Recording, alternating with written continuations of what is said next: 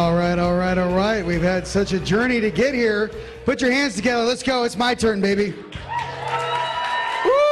I'm a little different. Let's go. Let's go. All right. It's like Kevin Hart got the microphone. Let's make multidimensional fun and easy, shall we? All right. Woo! Slow it down. Slow it down. All right, so for everyone at home, love you. For everyone watching across the planet, love you. Where are we, ladies and gentlemen? One more time, Sedona. All right, and you are at Sedona Cosmic Awakening. I'm your host, Rion. It's an absolute pleasure to be here with you guys today. Now, there are a lot of things that are going to be playing in the background, and I chose this. One, I love Vishnu. He's rad. I love him. Hence my outfit, the India outfit. But can you guys see all the faces up behind him? Okay, can anyone raise your hand and tell me who those beings are above him? There we go. You don't even have to raise your hand. She's like, isn't that obvious? Doesn't everyone know that? There are people in 3D, people. I know we're in Sedona. So yes, his higher selves. So I'd like to start off by the main thing I ask my fellow awesome galactic beings, what are some questions you would like to discuss today? The main thing I get is higher self integration, dealing with some of your higher self night side dudes, how to find your purpose, how to walk your walk, and how to talk your talk. Raise your hand if there's anything else you would like to add to this conversation. From you. Yes?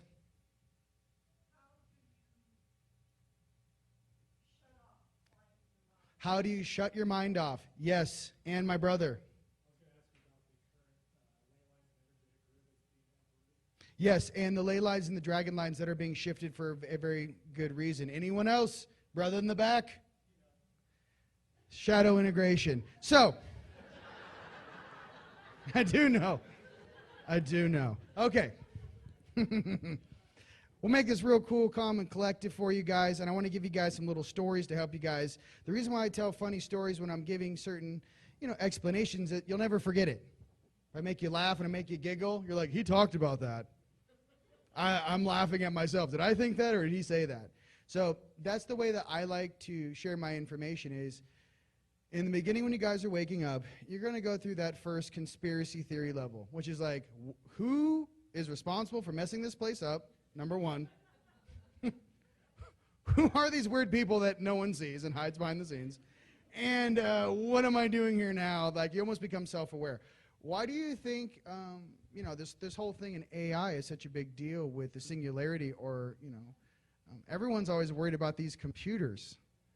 Oh no, what happens when a computer becomes self-aware? I'm like, oh no, what happens when a 100-million-year-old being becomes self-aware wearing a popsicle suit in 3D on a podunk planet known as Earth in the outskirts of the Milky Way galaxy, who probably jumped back in time 2,000-3,000 years to be here?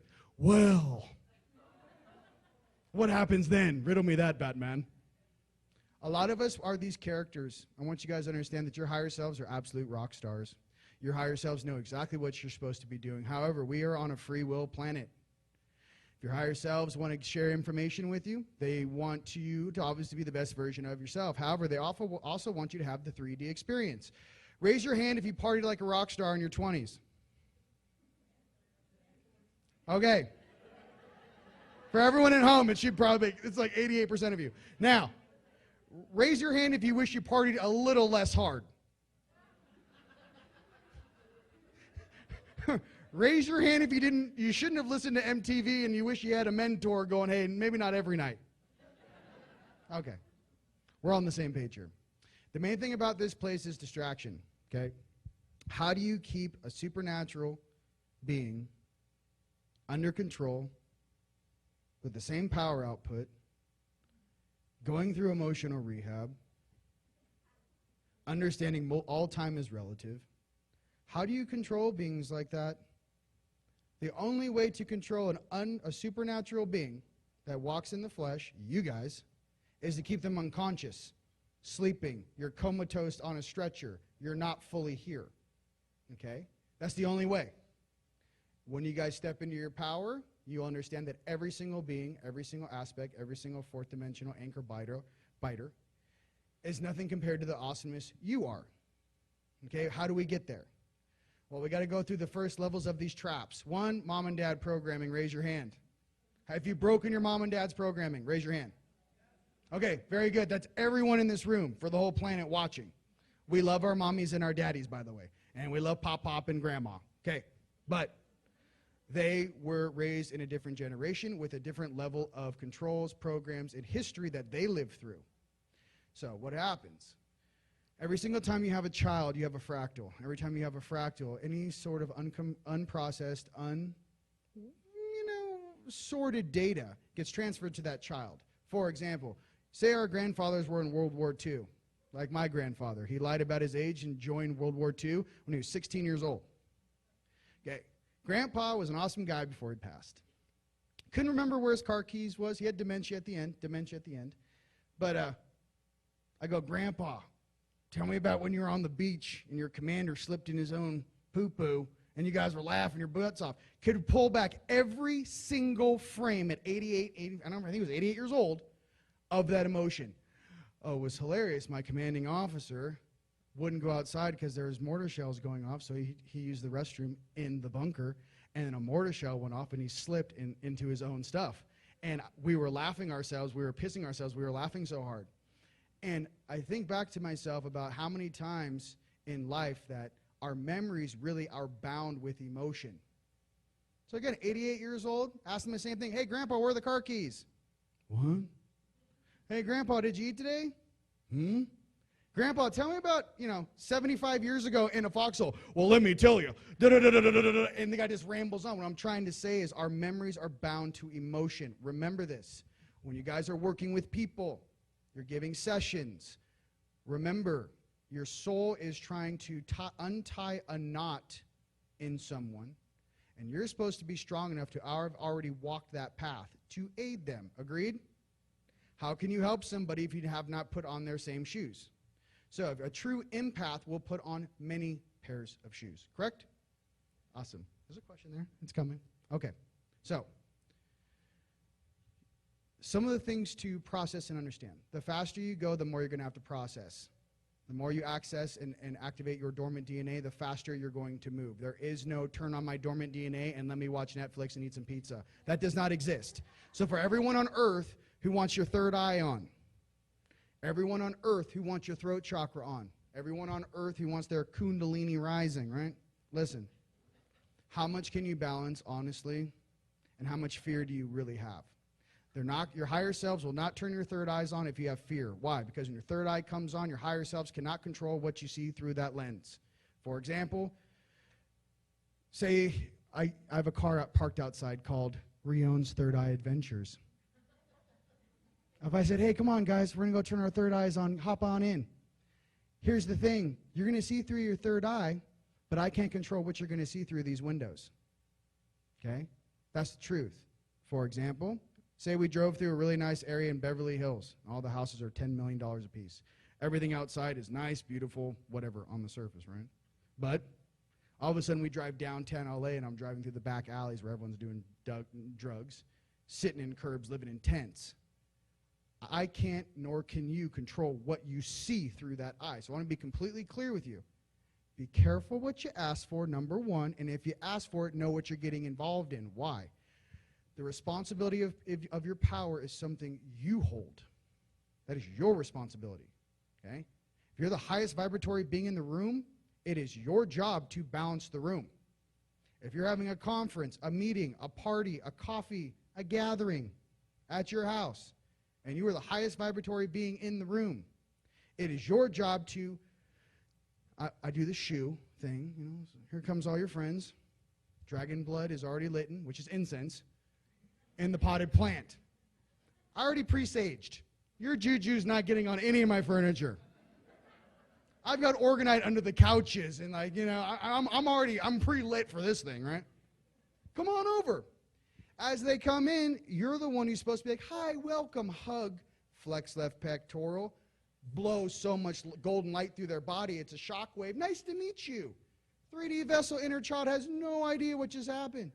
You just blew their 4D night self and their night stream out your house, and I go, hey, hang out with the neighbors, they're awesome. And I just plug you in at the neighbor's house.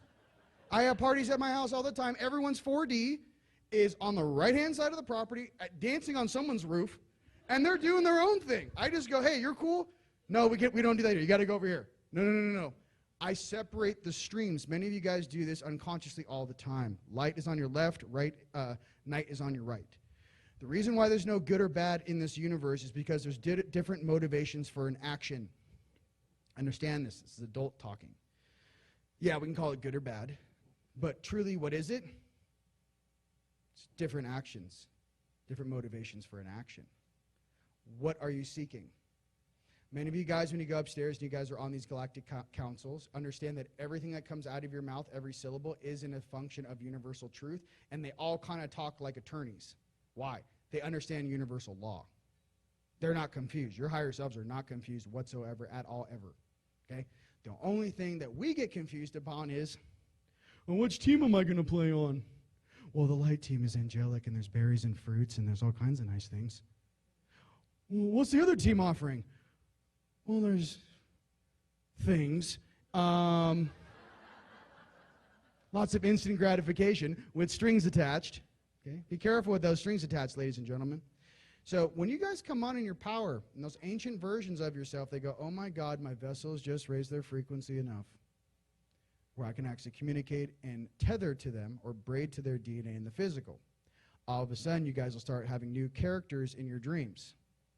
They've been with you the whole time. You've never been aware enough to hear them. Your frequency wasn't high enough. Imagine if all the frequencies of everything you ever heard through these biological ears that hear in stereo, very complicated here. You want to turn that surround sound on, turn your throat chakra on, right? Certain bandwidth. If all these realities are happening above our head, right, at a higher frequency, higher bandwidth, 30 frames per second is so slow I cannot begin to express how slow our eyeballs see. No one talks about this. 30 frames per second, okay? Why? Anyone had a near-death life experience? Raise your hand. Okay, did time slow down? Do you know why time slowed down? When your adrenal glands fire in your brain, your eyes see at 60 frames per second. No, time did not slow down. You saw twice as fast because that's what it is. Our bodies are these little super awesome biological gifts from our creators and some DNA we juked. We juked some of that DNA. You guys want to know some secrets about how to have some fun with your night side? And how to push back a little bit? All right, don't blame me, but this is really funny stuff to do. I need a chair. Here we go.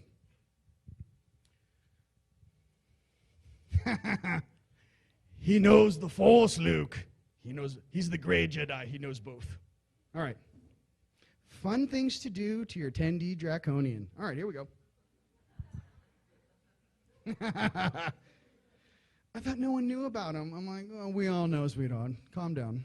Okay, so cool things to do with your higher selves. So to remember, this is some cool things. All right, so number one, that cord runs both directions. Okay? What does that mean? If your higher self can talk to you, you can talk to them. If your higher self can jump to you and sit in your bedroom, you can jump into their bedroom. No one talks about this either. I don't know why. So, fun things to do with your higher selves. There's things to do specifically when you guys are testing your powers, when you're testing your consciousness, when you're testing why. The thing we all have to understand is why. Why do you want to know? Do you understand that if you do know, you now are no longer able to play stupid? Many beings do have questions like curiosity's the cat. When you find out the truth, you can't ask that same question again. For example, my higher selves are on me like white on rice. I have to be in 100% integrity 24 hours a day, 365, or I have like Sean Connery on steroids. Is that how you'd like to be treated, boy? Like some old like Kingman things, you know, not like this little modern age, you know, real things, old things, loyalty things, Knights of the Round Table things. I don't know what this little modern world we're playing with, you know. This little modern world's interesting. Our morals back in the day were so gnarly, ladies and gentlemen. When you told someone, I will be there as the sun rises, guess what? You were there the next day as the sun rose. Okay? This is how your higher selves work. For example, you want to go on an activation. You want to go someplace cool. Take it very seriously. Do map study. Go on Google Maps Every time I did an activation on this planet, I zoomed into 200 feet, and I mapped every single moment. Here's when I get out of the airplane. Here's my hotel.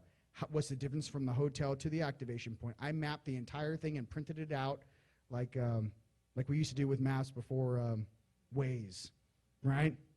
And I had a file. I'm like, circled time. I will be here at this time. Why? It gives your higher selves an opportunity to set things up for you properly. You don't know, why do they want me there at 6 in the morning on the Giza Plateau? I don't know. I was there. But what I did know is, security starts at 7:15. I get there. I'm like, there's no one here. Let's do whatever we want. And so what I'm trying to say is your higher selves will try to put you in the right position at the right time. Trust your soul. It's one of the most intelligent, awesome, important things you need to understand. This little baby brain is not very old. Who am I? I don't know. Are you hungry? Do you want to watch something? You want something in your tum-tum? I'm not really here to tell you what you're supposed to do with your life. I'm just here. It's a USB drive. Let it go. It's a chemical computer. You can't go, what am I? And think about something. You're like, who am I supposed to be? And you're like, your soul's like, you don't remember anything, do you? You're like, I don't know. I think I'm doing it. I got off meat. I'm doing it. I did it. I think I did. Your soul is awesome. They love you. And I just want you guys to know, for the light and night side integration, I like to stay in the middle. Let me tell you why. I like to stay in the middle because I get to see both sides. Plus, my DNA is, make it real simple, half Orion, half Lyran. So I got on the Lyran side, all the dudes from Pegasus, the Pleiades, the Arcturians, right? All that nice Andromedans. On my night side, Anunnaki, dragons, lots of dragons, 2 dragons. And then my Syrians and everything else on the night side. Why? I have to negotiate terms. I'm not here for a normal incarnation. I have to go, well, how's the population looking? How's this country looking? How many people in that town, in that village, in that city are actually going to ascend? These are questions your higher selves are processing right now. It's not, what am I going to do? Pay this mortgage. That your higher selves are like, yo, man, are you enjoying being here? What's your lesson plan? Are you growing? Are you recognizing that you attract the same type of thing over and over and over again? I have some of my guy friends. I'm like, you've done this to yourself 4 times since I've known you. 4 times. Like, it looks like a lot of fun, but let's take a deeper look at that, shall we? Okay? We all do it. My thing is that growing wise in your own wisdom is to not make the same mistake twice. Okay? Another thing you guys can do, a very powerful thing, is, I've already had that lesson. Let someone else experience that. Hi, I've already had the I wonder what tequila tastes like and what that's going to do to me in the morning. Why don't you let a little youngin' try that? Let someone else experience that. I'm good. I have no more curiosity in my body. I partied like a rock star from 21 to 25, tried it, loved it, did it, survived. And why? Because now that I'm handed all this responsibility and for what the future holds, I'm not going to be tempted. You can't tempt me. I like to meditate, drink my smoothie. I like to work out. I don't know, maybe play some Overwatch with Alex after I get all my sessions and Orgonite done. And, I have a very simple monk life. I like to meditate. I like to put my headphones on, sit in the sun, and blow so much light through my body, it starts to vibrate. I like to open up little things, control the wind, control clouds. I can't tell you how many times it's cloudy in Sedona, and I blew holes through the clouds in my backyard. Just because I was like, I know it's supposed to rain, and you're supposed to be like cloudy, but we need to do something about this. I have like rays of sunshine hitting me on my thing. Just call it down. Your energy, your consciousness controls everything. But here's what you need to understand. Your inner child is the driver. Your inner child is the driver. I could inspire or I could be a naughty boy, right? Like these turds have been teaching themselves since Egyptian times. How many weirdos does it take to sit in a circle? I don't know, but they're still doing it. My thing is that the true initiation tests were always supposed to be with you in nature.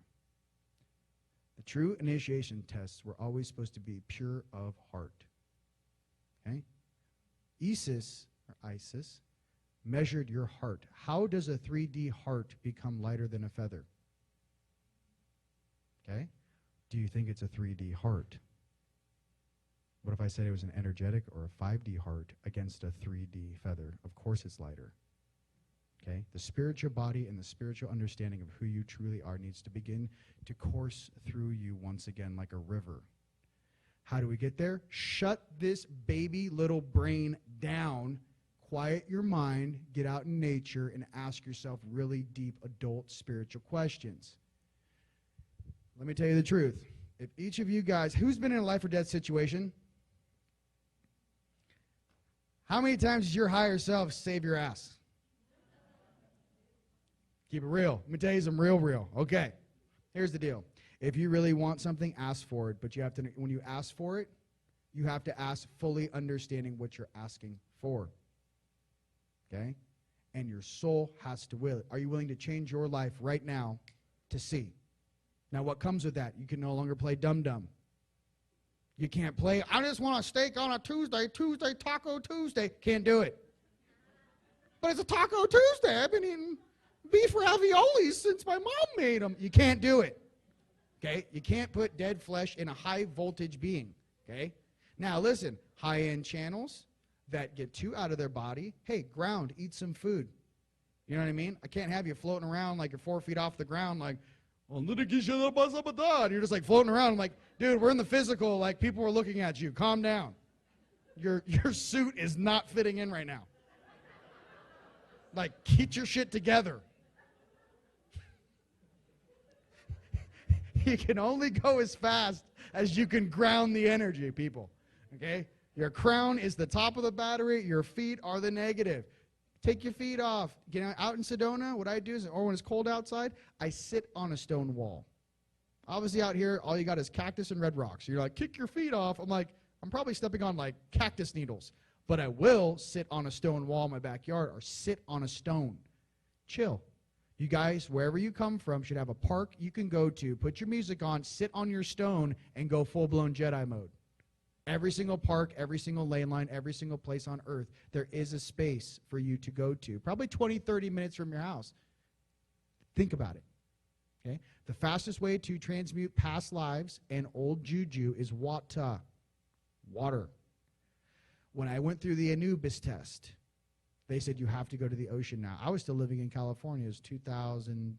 No, I think I was just about to leave for Sedona in 2010, or I'd already just moved here and I was back visiting my parents in Manhattan Beach. They gave me the Anubis test.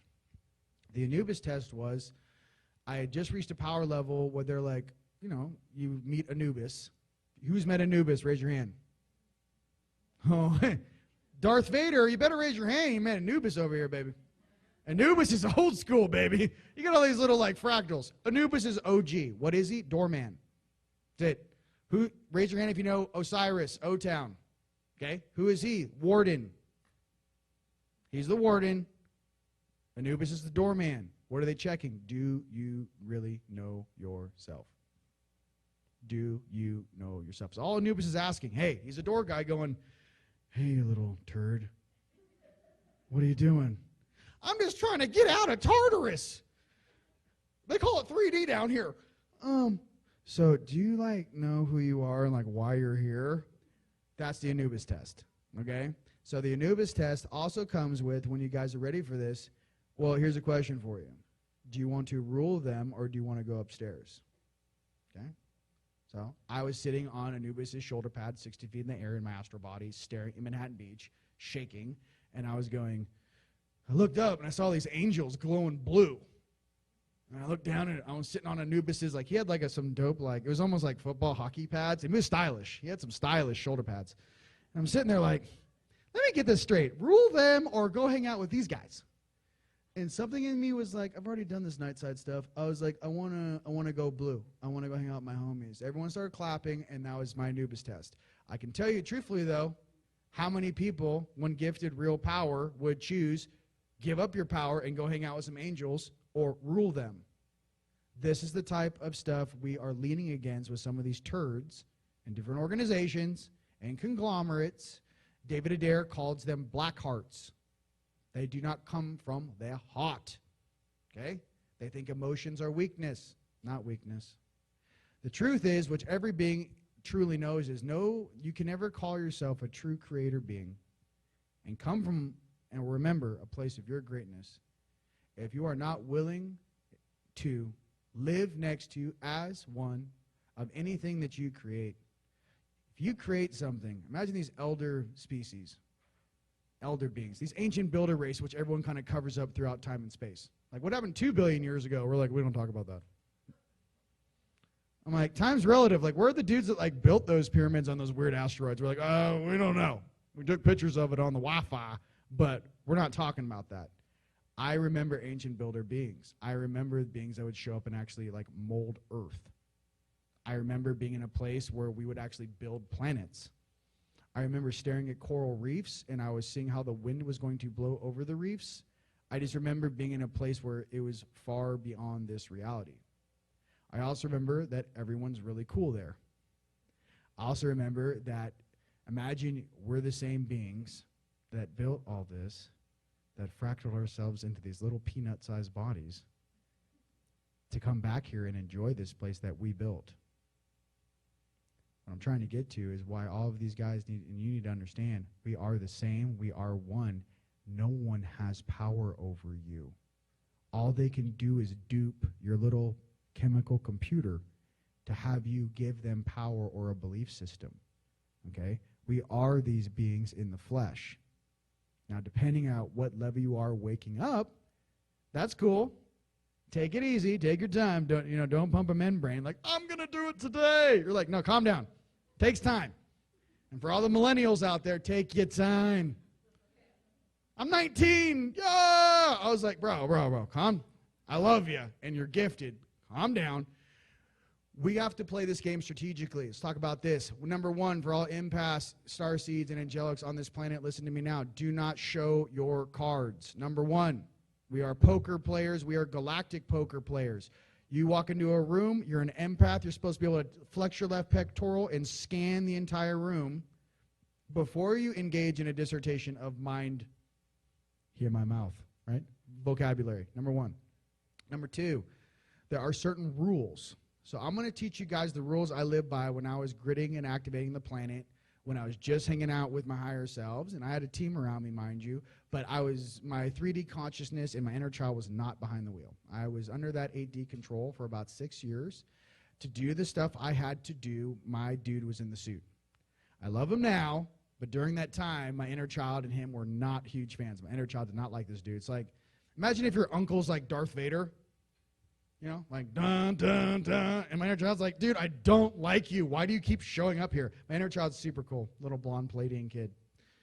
But the thing is that he goes, dude, I got to teach you how to do this stuff because it's not getting done. And you already said you come down here and do it. So I'm like, why can't you go ahead and have someone else do it? Because I'm pulling this ox cart and my traps are sore over here.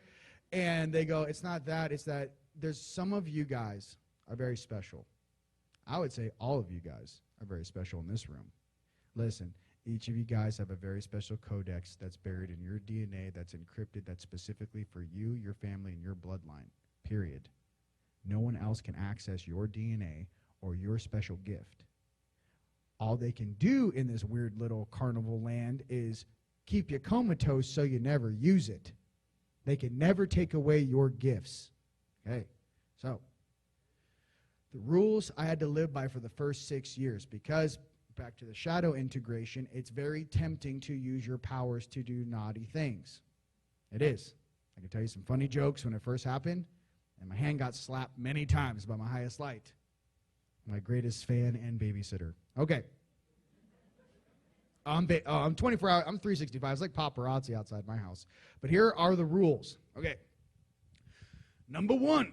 Get your pads and papers out so you don't get mind wiped when you leave here. Anyone who has a pad or a pad of paper, let's go. I'm going to give you my rules of how to become a multidimensional being and stay stable and balanced.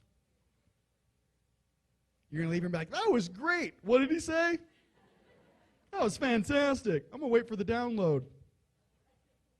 All right, ready? Look at this. I can tell the students and I can tell I can see it. I can see the students. I can see that I'm curious. Let's check it out. Sedona. Let's try it. What are you supposed to do here? Why is Sedona like a thing? I don't know. Let's go on a hike or something. Okay. Are we ready? Awesome. Number one, this is how I'm going to do this. I basically state what the law is for me. So put your today's date and time across the top. Put your first name, and I just said laws. You guys can change these or use these however you want. So what I'm going to do is I'm going to go through all these laws. Then I'm going to come back to the first one, and who's going to have good notes to read it to me. And I'll explain what each one means. Does that make sense? All right, here we go. We'll try this. Number 1, vibration rules the universe. I'm going to explain what that means too. You've heard it many times, but I'll explain it how I perceive it. As I look for my coffee. Number 1, vibration rules the universe. Number 2, I am not allowed to have a bad day when the sun is out.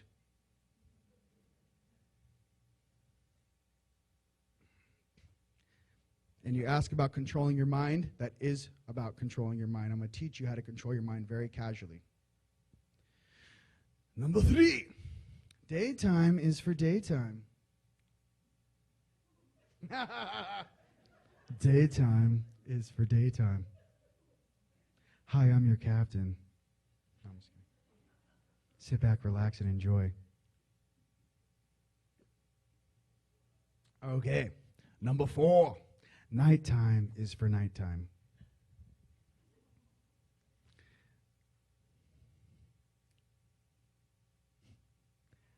Number 5, treat all beings with respect in the same manner as you would like to be treated.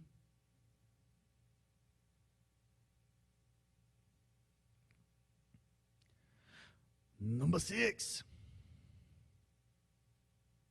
love equals matter, and matter is what connects all things in this universe.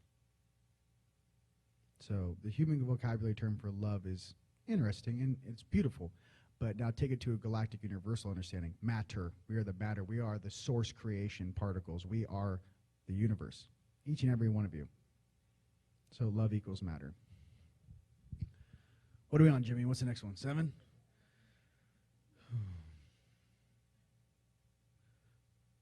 To fall asleep, you must exhaust the vessel. To fall asleep, you must exhaust the vessel. Very important, and many of you guys struggle with that, and I'm going to tell you, you need to exhaust the vessel. For all you guys saying, oh, I'm up till 3 in the morning, I'm an insomniac. If you came with me to the gym, you'd be falling asleep in the car like you're 8 years old. So keep it real, but that's what it is. You need to exhaust the energy in the suit to fall asleep. That's simple. I live by that rule, okay? You can't be fooled, and there's things you can do to counter the loosh, which your night side pulls off of you when you're sleeping. You cancel it out, and I'll explain. And then the last one is you are on mission, wake up. Stick it on the fridge. Stick it on the mirror in your bathroom when you're going potty at 3 in the morning. Why do I feel weird? Let me see my checklist. Okay. Shit, I didn't go to the gym. You got every day. And listen, if you listen to me, you're just going to turn to a superhero. Like, I don't know. All my homies are superheroes. I'm the little turd on my stream. All my higher selves are like, dun da da da, aren't you glorious today, boy? I'm like, oh my God, I'm so sore. You're killing me. You're killing me, guy.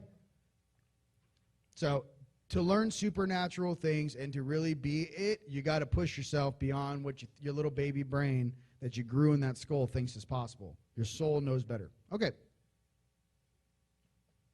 Number 1, what is it? Tell me. Okay, check this out. This is what it means to me.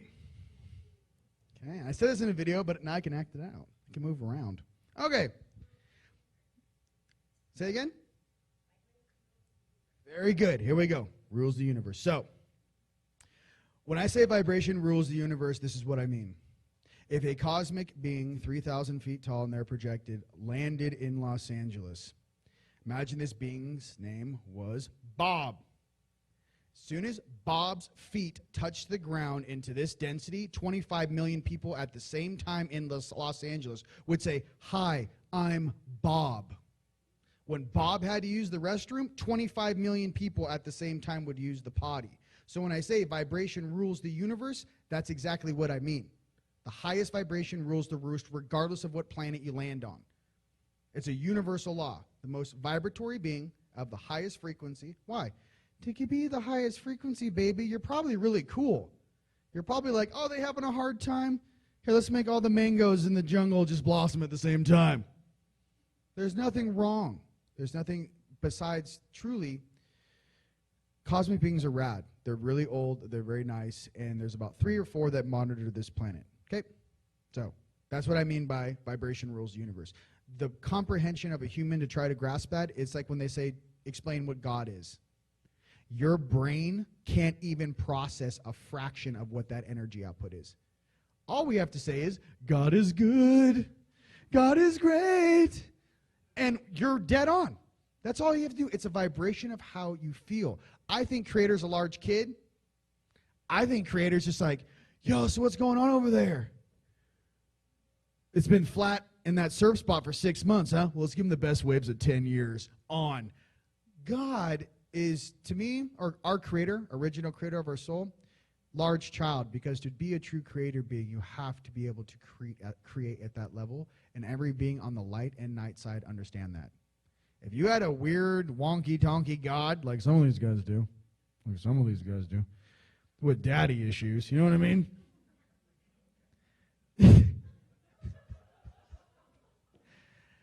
All I got to say to these guys who hit their knees to daddy issues is that individual, you guys can figure out who I'm talking about, he has an older brother, and he has an older sister, and he has a home world where he's not that big of a deal. Hard to grasp that in this little baby story. Okay? The universe is a very big place. I'm here to tell you the older brother and older sisters of some of these deities that these people pray to showed up, and they're in suits watching the game going, how's Junior doing down there? Oh, I want to go. You know, imagine like the Golden Palace in the Galactic Center. What's he doing? What he always does. Let's go check on him. What I'm trying to say is that understand how big the universe is. Understand that all of these stories cannot hold water. These are vibrations of explanations to try and explain emotion, to try to explain growth, to try to explain evolution. Beautiful. Schwab, what's number 2?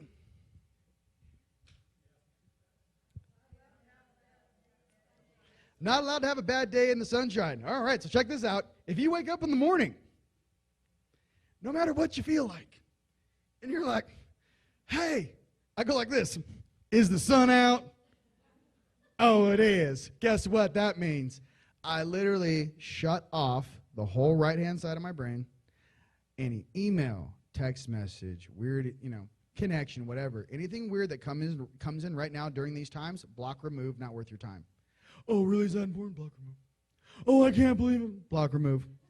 What I'm trying to get to is, once you understand that when the sun is out, you're not allowed to have a bad day, what does that mean? That means your inner child's behind the wheel. It means you got some headphones on, or you got a little earbud on while you're at work doing the 9 to 5, whatever it is, but you're like faking it. You're like, oh, yeah, let me get those PTS reports for you.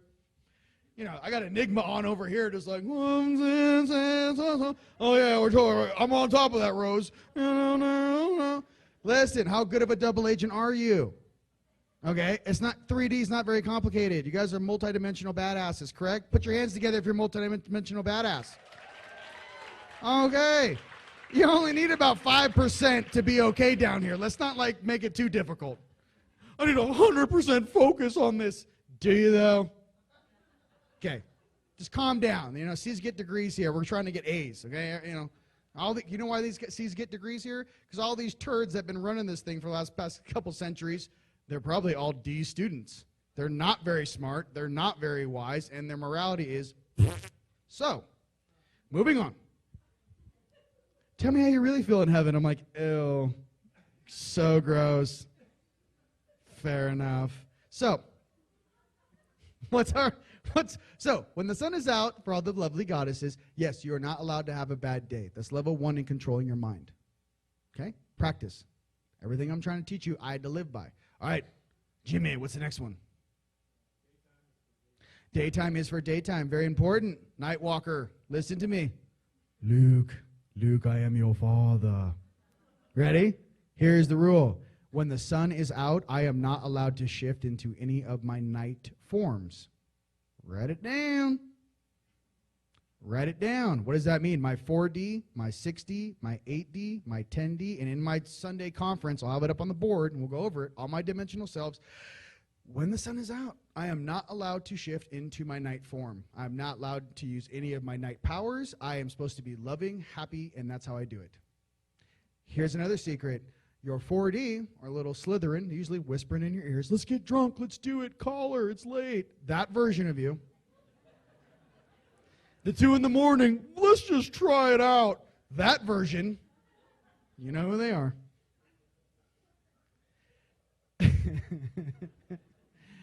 You can't let them come through at all when the sun is out. So they're going to go, why don't you want to listen to me, bro? Imagine your throat chakra comes on. Come on, it's just one shot. It's just one puff. It's just one. Yo, dude, is the sun out? Look. Yeah. Bro, it's daytime. Like, wait till nighttime. I can't do it. Like, I don't know. I would lean my whole stream on a celestial object. I no longer was going, but I like you, but I don't like you, light or night side. I would go, is the sun out, bro? Yeah. Can you wait? It's the sun. I made it real crystal clear and simple in my own consciousness. I leaned against something that was so awesome and so powerful. No more baby talkie, walkie, walkie. No more excuses. Is the sun out? Yes or no? Yes. Then calm down. Okay. That brings me to my next one. Nighttime is for nighttime. So, it's not what you think, Darth Vader. Listen to me now, boy. So, I'd be doing my 3D thing. I'm happy. I'm doing my 80s thing or my 90s, whatever the music was I was listening to. I'm working very hard and very diligently. So I was like, year 6, and as soon as the sun started to set, it was almost like the reverse of like a vampire or a werewolf. I was like, sun's about to set. Uh-oh. I made a deal. Nighttime. What do? When the sun sets equals grab the car keys. Where are we going? Why are we going to the gym? Very good. There's a lot of really concrete answers there, but it was kind of weird. But I'll say it to you one more time.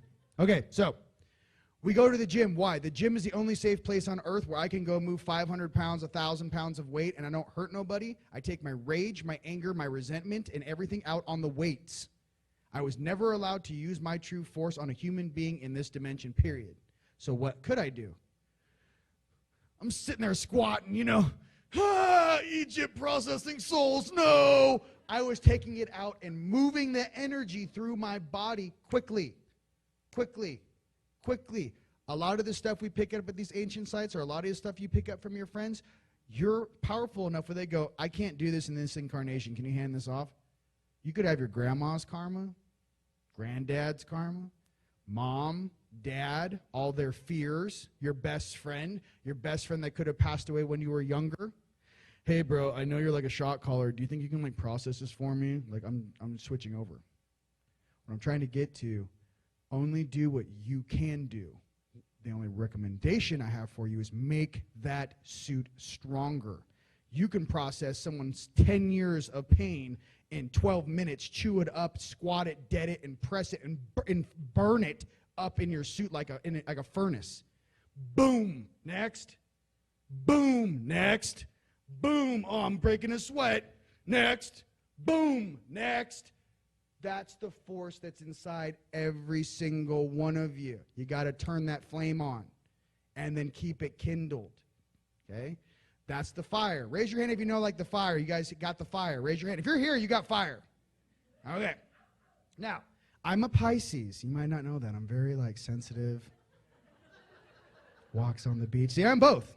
You know what I mean? I got both going on. Then I love you. Okay, good. In the Vedics, which are legit, I am fire. In this modern thing, I'm a Pisces. So, what I'm trying to get to with whoever you or whatever you are, show your cards of what you think you're supposed to be in the physical, your true self, your energetic selves, who you are when you go home, who you are when you're doing Tai Chi at 6 in the morning, like a freaking supernatural, firing energy into the sun. The real you keep under wraps, right? Even though I'm on stage doing it because it's too late. I already got out of the Matrix. But for you guys still in the Matrix, navigating, here's why. Why I say don't show your cards is even though no one around you can see if you're woke, other woke people can, number one, and turds. Why? It's moss to the flame. I want you guys to be sound, safe, practiced, harmonious. I want to tell you the truth. I move the most energy when I'm happy dancing in the backyard. I can hit Los Angeles with 500-foot golden tidal waves slamming into Sunset Boulevard until I blow all those jackasses out of the Capitol building when I'm in a good mood. But if I'm upset and I'm upset and I can't really get in that blissful state, your guides won't let you move that much energy. They'll turn your volume way down if you use malice. This is what I'm going to add to the list, and then we'll finish strong. Okay. The one thing a light worker or a light warrior, light goddesses and studs of awesomeness out there need to understand is there's one thing where all light workers are not allowed to play with. Does anyone know what that is? Malice. Let me explain what malice is. So you never forget. Imagine I'm 6 years old. Me and Jimmy, you're 6 years old, bro. We got a sand pail, and we're playing in a sandbox. And all of a sudden, a 12-year-old boy comes over, pushes me down, pushes you down, and takes my sand pail. Okay? Now, I'm a little ninja. I get up behind him, I trip him. 12-year-old boy goes down. I take the sand pail. That's fair exchange. But instead, I roll him over, and I put my foot on his chest, and I watch him squirm just because I can. That, ladies and gentlemen, is malice, and that is the one thing we are not allowed to do. So you're here to hear it first. You can't pretend. You didn't hear it. I'm telling you, that's the one thing, because that is the path to the dark side. As Yoda would say, there's lots of fear in him. It's a path to the dark side. Don't play with malice. So I'm just telling you guys, I love you, but those are some of the things in dream time. What does that mean? Dream time. Raise your hand if you guys have dream time simulations where you know your higher selves are monitoring you. You guys have dreams where you feel like it's a test? Okay. Imagine there's a PVC piece of glass here, and I'm with your higher selves watching you. Okay, it's a bar scene, and bar fight, and go. Okay, bar fight pops off. Who's grabbing the pool stick? Who's grabbing a beer bottle? Who's just doing some dope kung fu things? What they're watching is how you deal with the situation, the type of emotion you have while you're dealing with the situation. They can tell you right now through your own higher selves, she's ready, she's not ready. She's ready, still processing dad's stuff, still processing mom's stuff, still getting over mom's fear tests, still needs to learn how to swim, don't know why. Riding a horse is not scary, okay? All of these things that you want to do. It's like being scared of heights, and you're like, I want to fly in 5D. I'm like, you're scared of getting on an 8-foot ladder, kid. This is not spirituality, this is common sense. So, again, remember, whatever you are and want to be upstairs, bring it here. Our job is to bring heaven and paradise to earth, to here, into the physical. Now, brother, what's the next one?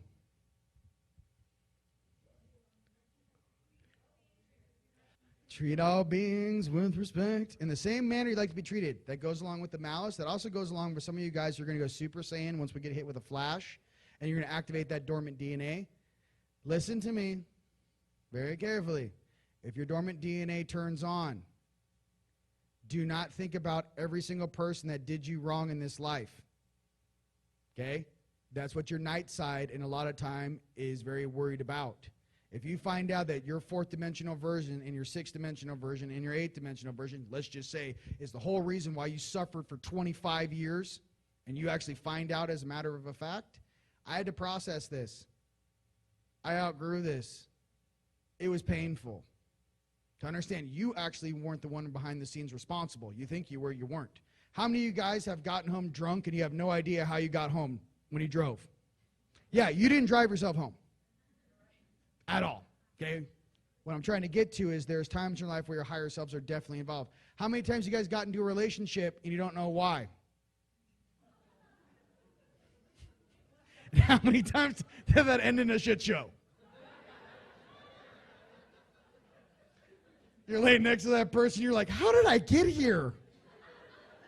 Who are you, really? Was I that drunk? So what I'm getting to, there are rhymes and reasons why you live your lives. What I'm trying to say, if I could at least share something with you. I don't want you guys to get caught up in the resentment game. You can get trapped there for years, decades, 30, 40 years. You got issues with your parents, call them and say, hey, I grew up, I love you. I'm sorry, I was a dick. Or I forgive you. Whatever it is. Life's too short.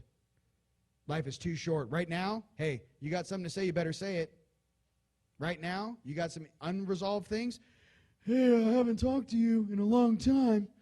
How you doing? No, it's been 15 years since Thanksgiving. I just thought I'd drop in and see how you're doing. My thing is that don't be scared to be the leader or the light in your own life. Okay? Who are you scared of? Your grandma? Oh, I haven't talked to you in 20 years. How is it? Like, how are you doing? Just checking in on you, baby. You okay? Can I give you a hug? These things that we have in our families are strange because sometimes the greatest things that we have to work out are within our own family. Okay? Why do you think you guys, all your best friends are not your brother or sister? Some of you guys got families, you're like, yeah, I'm related to them, but I don't know. My buddy Phil's, he's a really awesome guy from Canada. He's like 1.5 feet taller, looks like Super Saiyan, and all his family's like this big. I'm like, dude, are you sure you're your mom, like, that's your dad? I was like, let's be honest. What I'm getting to is the energy of who you really are, and as a starseed angelic, or when you came down here, understand you would never have chosen to come through a family that you could not do your job in or assist and become stronger with. You wouldn't have chose. So like it or love it, your family's your family. And you know your mom and dad and your brother and sister best, don't you? All their friends can be fake. All their friends, imagine your brother's the CEO of a company. Everyone kisses his ass. You walk in the room, you're like, bah, who told you to buy those shoes? Oh, that shit's weird. Just blow them right up. Mark Wahlberg still gets messed with by his parents. They're like, you're not a big deal. His brother's trying to beat him up. What I'm trying to get to, it's not about your 3D drop. Your family's your family. So if you guys have some unfinished business with your family, take it from me. Open your heart. Take the phone. Highest vibration rules the roost. Call them. Share your love. Share your wisdom. Hey, I don't know what's going on, but I love you. Okay? Right now is an important time to do that. My brother, what do we got left? Okay, so you guys can't fall asleep. So here's the deal. This is what I learned. Oh, wait, this is Schwab. Thank you. Whoa, whoa, whoa, whoa. Hold on. Love equals matter. Whoa. Okay. All things in the universe. So I like love equals matter is because matter and antimatter, okay? Love is what binds. Love is what connects, right? Love is what everything that's the most important to us on a universal scale, but understand that we are all bound together. We are all riding on this planet. We're on this hard light hologram together. Every single one of you made awesome decisions and very powerful decisions to be here right now for yourself, to put yourself in the right place, in the right time, in the right timeline. Out of all the people you know, out of everything you're doing, raise your hand if you made a very specific decision to come here with all this BS going on. Come on. Again, round of applause for yourself. Come on. Hey, hey, hey. I don't know if I'm going to make it, kid. You're like, I'm going. Every one of you had to go, I'm going. I can't make it, the plane flight. I'm going. All that weakness, just water off a duck's back. Okay? It's a bunch of want excuses. I'm glad you guys came, and I'm glad you guys are here. Come on. Okay, so here's the thing. Here's the looshy. Your 40s are not going to like me. This is what I learned. So, nighttime is when you have all the thoughts. It's nighttime. Pay attention to which shoulder you sleep on. I always put my right shoulder down, my my right side points down, my light side points up. Or I sleep on my back pointing up.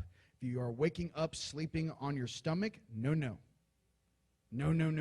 What? I don't know why my life's so complicated. You're like sleeping, looking at the I'm in a fishbowl looking down. Don't do that. Look up. If you guys do a spiritual mind-altering drug, here's a tip. Look up. I did ayahuasca and I just kept going down. There's weird stuff down there. Go up. Just, hey, up, okay? Like an elevator. Okay. And the thing about the loosh, okay, so if you burn up all your extra energy in the gym at night, okay, here's the cool thing. You got nothing left for all the turds at night. What I learned was I used to burn up all the resentment and all the anger and all the rage, cardio, abs, the whole thing, then my core lift workouts, then I'd take a shower, then I'd steam, balance myself, bring myself back into balance, take a shower, put my clean clothes on, go home. Here's what happens. When you're laying there totally exhausted in bed at 10 o'clock at night, 9 o'clock at night, 8 o'clock at night, there ain't nothing to feed on. Your night self's used to, I'm upset. Can you believe what's going on right now? You're feeding them cupcakes, ho-hos. You're throwing milkshakes at them. I'm really upset right now. Give me another bottle of wine. You want some bread and cheese with that? No.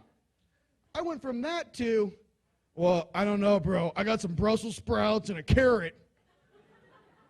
I got a carrot worth of energy for you. Is that gonna be okay? What happens is you force them to get their stuff together. You force your 40 to get in Ascension School. How many of you guys have your 40s in Ascension School right now? Look, okay, if you don't know what that means, okay. And I'll tell you. Again, one more time, raise your hand if you know your 40s in Ascension School. Okay, everyone look around. Okay, this is what it means. Your lowest night form is your 4D, right-hand side. Here's the deal. 4D. 4D.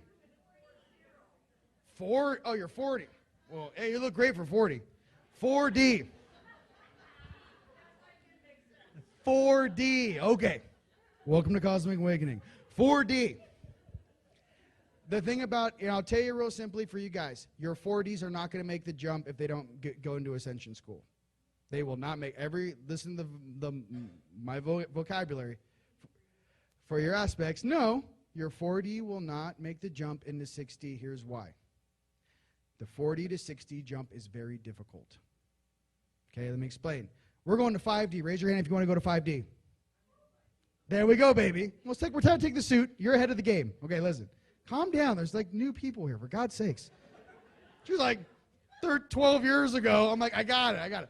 So, there's new people here. Be calm. So, here's the thing.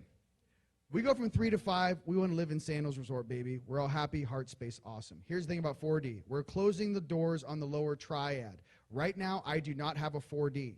My 4D graduated 6.5 months ago. Okay? Showed up like a gangster in his like admiral's outfit. He goes, hey, dude, I graduated. And I'm like, whoa, you're dope. Like, it was like he graduated. Mind you, for the first 4 years of my waking up, all I wanted to do was fire this guy. I'm like, can we do something about this guy? Cut the attachment. Like, I just want you to know, it was a tough time getting rid of it. You have to ask your highest light every single night, hey, I don't want to think of anything besides seeing this jackass in Ascension School every single night. Ask. All of a sudden, you'll start having dreams of being in college. All of a sudden, you start seeing light beings, and you have flashes of, I was sitting in a college. Raise your hand if you've been in a college room in dream time. Okay, that's Ascension School. This is the truth about it, though. The 4D to 60 jump is like this. You can be the biggest shot caller in 4D on this planet, King Kong. This is what 60 is. You take that little 40 turd on a spaceship, and you go park out in the outskirts around Jupiter, around the space stations. Imagine your 4D gets out, walks into a bar, and it's Guardians of the Galaxy. They're all different species looking at you like, hey, kid, are you lost? It's like that. It's so gnarly and so much faster, and the bandwidth is so much faster, you can't even comprehend it. That's why, if you want to stay on the night side and go up one level on the night side, understand what you're asking yourself and be completely honest with yourself, right? Of what is necessary for you to actually make that jump on the night side if you choose to do that. Most beings just want to take the vessel, go to 5D, that's fine. For other galactic officers and negotiators on this planet that, again, balance light and night, understand this, the whole stack must go up. Ascension is a chain reaction. I've had 3 ascensions in this incarnation, and it wasn't from 3 to 5. My first one, my night side, went up 1 level. Then I had my Palladian on the left-hand side go from 9 to 11. I've had 3 ascensions. I'm still in the suit going, when is it my time? So what I'm getting to is you guys have already had many ascensions. I guarantee it. I guarantee some of your higher selves have already made that jump off. We're waiting for the physical to shift. Okay? and just love everybody, baby. You guys are doing great. Put your hands together. Thank you guys so much. I'm Rion. All right? Time's up. Alexander has a gift. The gift is not only intuitive, but the gift is truly to see the things that someone needs to identify to assist them. Not only do you own Galactic Tarot, not only do you have your own TV show on Amazon. What was it called? Origins. Origins. How'd you even get that name? How'd you even get Origins as a name? Swoop! Without further ado, ladies and gentlemen, please put your hands together for my dearest brother, Alexander. Thank you, brother. Welcome, everybody. Thank you for being here. It's my pleasure to be with you here today. That was a long year last year, huh? I missed you all very dearly. Yeah. But we did it. We're here. We made it. We're in the building. We're in the building, everybody. So today, I'm going to be talking about the three-dimensional structure of the flower of life, the three-dimensional structure of the Metatron's cube, how we can use this device that I have a picture of right here. Okay? So let's move right on into it. Oh.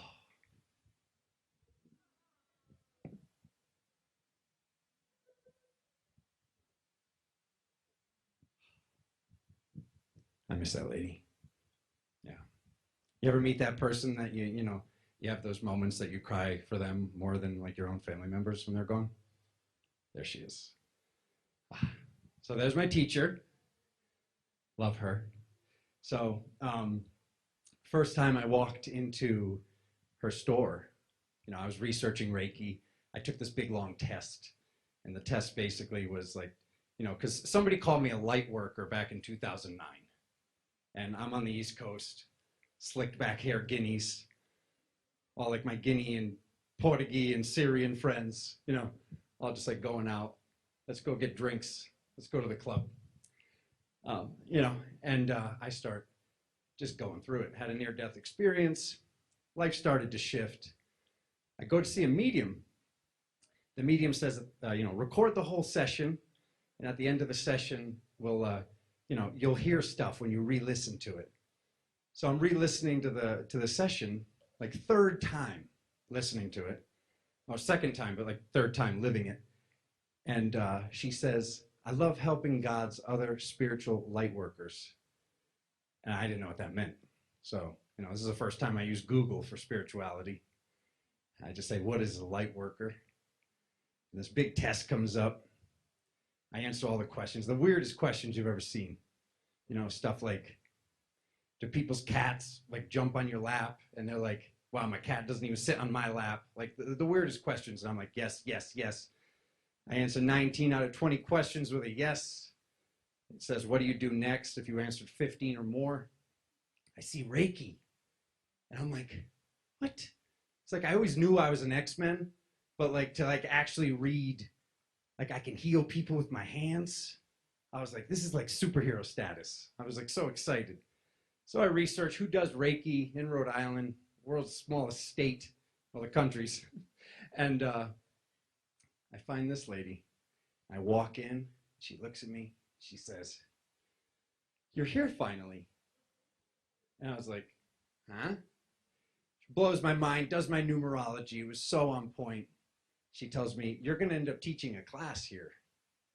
So I teach a class on the Merkaba, like the actual Merkaba, the light body, which we're going to be talking about today.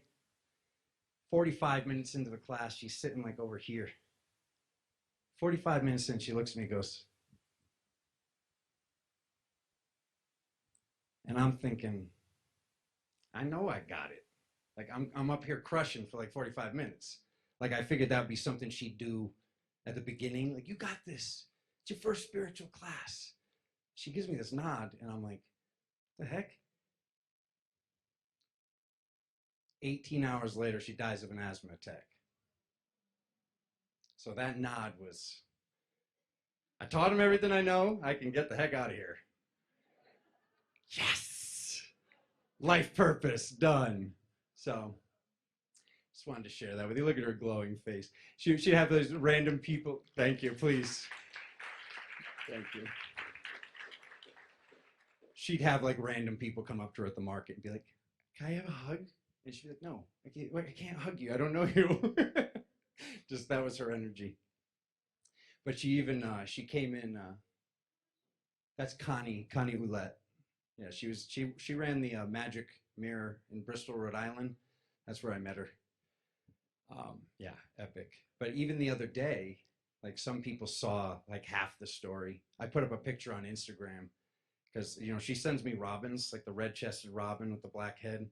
It's like even after like when she just passed, and I'm going back from her celebration of life. And it's so funny. She told me, but I was like, she's not talking about herself. But she told me, she's like, before somebody goes, like ask them what animal they're gonna send you, or like what sign are they gonna show you to let you know they're there with you right now. And like I was like literally like thinking like, oh man, I never asked her because I like you look and you're like she's too young. Like I wasn't thinking it was like that was what was going on. And I'm driving up the hill and there's a robin sitting right there, and like I drive up to it, it won't move, and I'm like beep beep, and like it flies a little bit further up the street, and I catch up to it again. I'm like, I think this is robin. Beep beep. It flies a little bit further up the street. Beep beep. Finally it moves. I'm like, what's wrong with this robin? And then I parked the car at the house, and I'm like, she's gonna send me robins. That was her. Like obviously, I've never seen a bird do that before. So he's about to get run over, and it's just sitting there. So I see this robin, beautiful indigo blue wings, but still had the red chest. I look at it, and I'm like, I don't know why. I feel like that's a message from Connie. I had my class starting the next day, like one of these like new classes I was doing, and I'm like, this is like a message about the class. So like the two friends that like know her well, I was like Connie's with me. I was like da da da. One of them gets back to me. She's like, you ready for this? And I'm like, yeah, sure. Sends me a screenshot. 7 years ago today, rest in peace. So I was like, oh, that was a mess. That was a mess, a good mess. But it was like clearly, like I'm like thinking this is a sign from her, and then I like I reach out to my friends like this was the sign. And sure enough, it was. Like, you can't make that up. And it's like, yeah, maybe my subconscious mind might have known, but I'm the type, I celebrate the birthday. I don't celebrate the day they left the planet. It wasn't even in my head. It's not my style.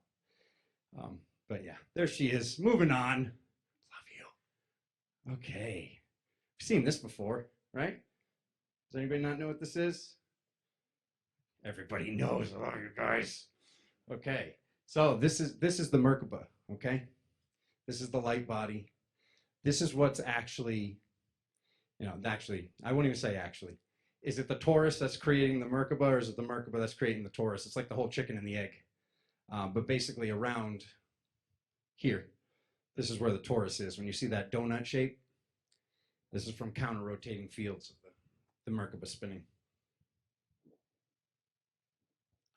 There it is. The flower of life, everybody. So when you have these 13 circles, you're going to have every sacred geometry except for the dodecahedron, which is actually the shape of part of the shape of the outside of it. But you have all the sacred geometries in here. So I was looking at this and I was thinking, why am I looking at three-dimensional shapes on something flat that's been etched into stones with lasers all over the world? Like, why is this flat when it's clearly 3D? So this whole question came into my head of how many jelly beans are in the jar? Like how what is the actual shape of this made with spheres? Because obviously if we're looking at a circle, the circle isn't actually a circle. The circle has a center point, and that's actually a sphere. So looking at this, I basically started to fill in all the other spots and build up and build back to make the cube. To make what I call the actual cube. That's why that's the name of this presentation. But this is Metatron's cube, and this is this structure that holds all these shapes inside of it. Okay, so when I first made this, and I actually found research, I found people saying, it's close, but it's not perfect. So if you make it in the exact design, you see how it's on a diagonal and it looks crooked? Okay, so if you make it in the exact design, because people have done this with toothpicks. And it's not until this is actually built with spheres and you actually like do this and build this yourself, you can see that this is actually absolutely crooked when it's done, okay? So this is like the filled in shape, which is a square on one side, a triangle, a square, and then a triangle with a triangle on top. Okay, so this is the vector equilibrium. And people say the vector equilibrium is the closest shape to the three-dimensional Metatron's cube, but it's not it, it's close. And I'll go back. That's why it's close but no cigar. It's close but no cigar because it's actually on a diagonal, and you can build this with toothpicks and glue at your house, and it looks close, it looks good, but it's not it once you do it with spheres. So here's layer 1, okay? So here you have your 13. So these are the ones that were filled in right here. These were filled in, so you get your 13, and then you get your 18. So that's basically the middle layer of the three-dimensional cube, okay? So when you have this, like you can see all the tiger's eye spheres, these are the ones that I filled in that aren't in the Metatron's cube, but filling it in to make this three-dimensional. By the way, this like totally fried me. Like when I was like actually downloading this, like I was just like waking up in the middle of the night sweating, just yelling out numbers. I was like, 61. And I was like, all right, I'm back. And you know, I have a beading company. So like it was like, why didn't I think of this sooner? Because I was literally like processing this for a week. And I was like, how many jelly beans in the jar, bro? And I was like, well, let's just go downstairs and glue my beads together. And that's why, like, what you were seeing of the vector equilibrium, there's actually holes drilled in the beads. So here we go, second layer. So this is literally done. If you build this with spheres, the first layer that I just showed you, this is literally you just filling negative space. If you just fill the negative space of the first layer that you built, okay, with this shape, you just fill it up. There's no empty negative space. You just fill it up. There you go. You're on the second floor or you're on the first floor of the basement. Okay? Then we get right here. You know, a lot of times things were left in plain sight to get us to say, stay away, no, scary, bad. Mr. Yuck is mean, Mr. Yuck is green. Am I showing my age? No, nobody knows Mr. Yuck. You guys don't remember Saturday morning cartoons? Come on. Yeah, Ginger. She's all like, I know Mr. Yuck. We all know Mr. Yuck. Okay. So anyways, moving on. Third layer, top floor. Once again, you can see the light gray of the layer I just showed you. Now we're just literally once again filling up negative empty space. Okay? So there's no more empty space. So you're going to do this on layer 3. You're going to do this also on the bottom. So like once you'd have like, you know, say you just had the same shape, sphere, bead, and you were gluing them all together. You glue the first layer, you know, the white with the black line, and you glue the more on top. You keep filling up that negative space. Then you get to right here. That's where Spirit was like, you're done. That's the shape. That's the cube. Okay? And this is literally done by just filling up the negative space. Again. Stay away from this shape. Stay away from this design. It's bad. Okay, look at this. Turn it upside down. Look at it. Look at it. So, somebody's got to point this stuff out, right? Somebody's got to point it out. I have a laser pointer? That's the end of the presentation. Everybody just walks out in 50 minutes. I'm like, pew, pew, pew. Okay, I'm back. Anyway, so, you know, why am I pointing this out? It was the fact that I was looking for everything hidden in plain sight. Everything that they said, stay away, this is bad, this is evil, this is weird, this is gay, this is X, this is Y, this is Z, don't do this, it's bad. Because they really messed up in the 40s, 50s, and 60s. They really messed up. They left a lot of stuff in plain sight, and they were like, this is for these people, this is for this is for that, and they left this stuff right out in plain sight. You know, you look back in history, and like you got the pointed hat on all the people that were like, you know, magically powered, and you know, like basically in their ascension process and doing the work. And the reason why is because at the top of the hat, there was a little crystal set in there. And when you represent your, you know, your soul star or your crown chakra in physicality, if you use in physicality, actually having a ground, this like basically amplifies the energy. So you'd have that earth goddess or that wizard or whatever, a little piece of amethyst or a clear quartz up on top of his hat, her hat, their hat. Okay? So the dunce cap, this brought me right to the dunce cap. Don't wear the pointy hat. Pointy hats are for stupid people. Pointy hats are for stupid people. When you look at all this stuff, every cereal box, every single thing that's an advertisement is done in Fibonacci code. You can just do the math yourself. You measure the side of the box, you measure the top of the box, it's going to fit right into Fib. 1, 1, 2, 3, 5, 8, 13, 21, 34, 55. Do I need to keep going? You guys know Fibonacci code, right? Okay. It's the structure of our universe. It's the shape of everything. Your ear, the side of your hand, the waves when they're crashing, the shape of our galaxy in all essence. So a lot of this stuff was left in plain sight to, you know, dumb us down to it, get us used to it, but also sometimes program to keep us away from certain stuff. Ah, the Taurus. So epic. Okay, so I started to look at this once I was working with it for a while, and I actually basically looked at the top shape, the bottom shape, and the torus around it, and there's a perfect tetrahedron, three-sided, a tetrahedron going up, and a donut around the whole structure in the Metatron's cube. This is why I believe this is the three-dimensional structure of the cube, and mind you, the vector equilibrium, which is on a diagonal, which you don't know till you build it with spheres, it's perfectly straight up when you just do a 90-degree turn, and instead of having the triangle over the square, you have a square over a square. Don't know why nobody tried this sooner, to be honest with you. Good stuff. Okay. So here's the radio message. Okay. So we sent this radio message many years ago. We sent this radio message out into space. And years later, we get this back. The size of 2 football fields. Okay. And this has all been broken down because you're actually seeing the shape of the DNA, because this was all like, you can like literally look through this whole thing and break down this graph and like, you know, the communication that was sent out and what came back.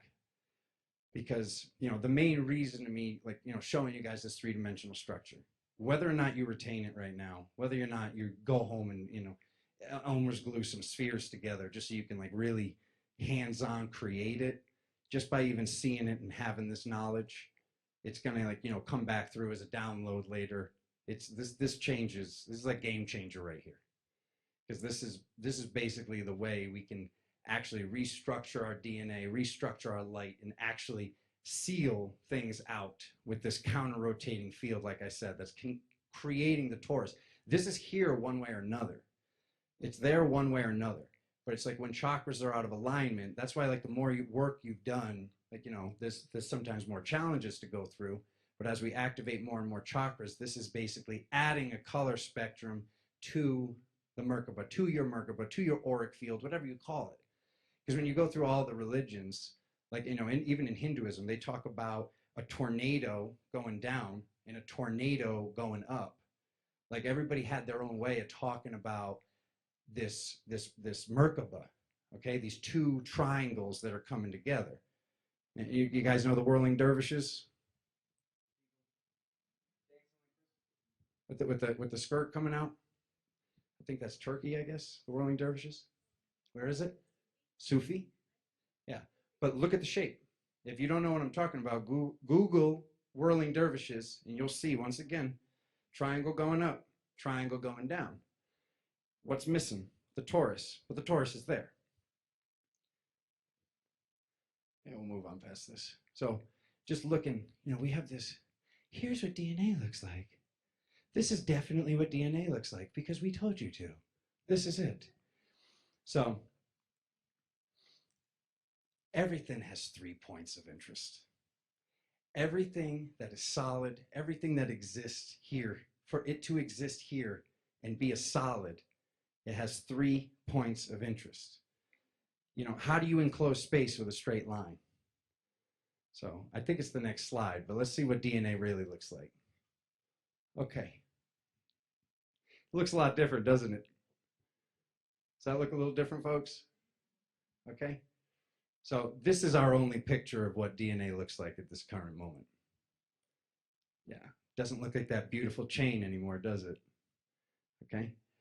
So I think there's stuff that's missing for interpretation here. But, my belief structure, I see this triangle everywhere. I see this 1, 2, 3 points. We hear mind, body, soul. We see 1, 2, 3, the pyramid. I was watching a special on Netflix, and it just started off. I'm like, oh, cool. Let me watch this while I'm relaxing. It's a special on Egypt. I hit the button to start it, and the guy's like, pyramid. The word has been lost through history, and we do not know what the definition is. And I'm like, pira, pyro, fire, middle, fire in the middle. Like, what do we, already, I'm like, I got 30 seconds into this. I already know everything he says is BS. You tried spelling the spell, bro? Pyro, middle. So, once again, if we believe something looks how it looks, if we just say this is reality, that's the structure, this is what it looks like, that's the structure, that's what it looks like. But we hear about this extra strand of DNA. We hear about this extra strand of DNA, everyone's wondering where it comes from. I think it's already there. I think it's already there, but if we don't know it's already there, if we're not actually activating what we already know we have, what we actually have, and that's why I just love to share this slide with you guys, because that's the picture. Unless if somebody can show me something else with that big, beautiful chain, that's the only picture that I could find. So there it is. So basically, this is what I was telling you about. So if you look in here, oh, I have a laser. I forgot. Thank you, Alexis. So if you look in here, in this reg is short for region, okay? If you look in this reg, you got 1 missing, and you got 1, 2, 3, empty space, and then 1, 2, 3, 4, 5, 6. It's a perfect tetrahedron that's missing when you pull out the shape of that whirling dervish, of those 2 tornadoes coming together, the shape that's in all these religions, all these dogmas, all these forms of spirituality. These 2 things are basically working together when you really break the shape down. And like I said, you can see it missing right there. That purple fire, the lithium. So, oh.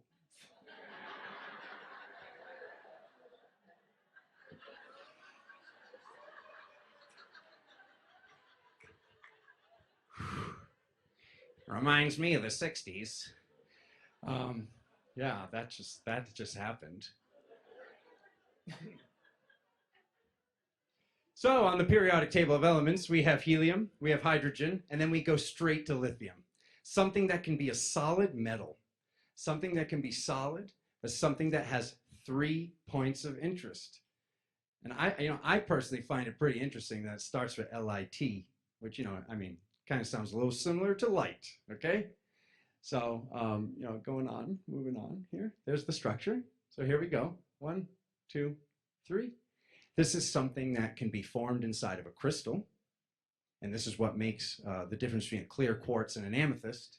What's making the amethyst purple is certain forms of copper, but there's a lot of lithium in all your purple crystals. Now, you should answer it. You should answer it. It might be, no, it's good, man, answer it. It might be important.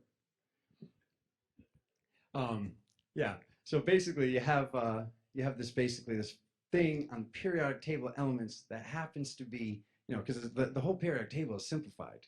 It's like what's the most difficult structure to create? And then we have oxygen that we're just breathing and we can't even solidify. after it on the table.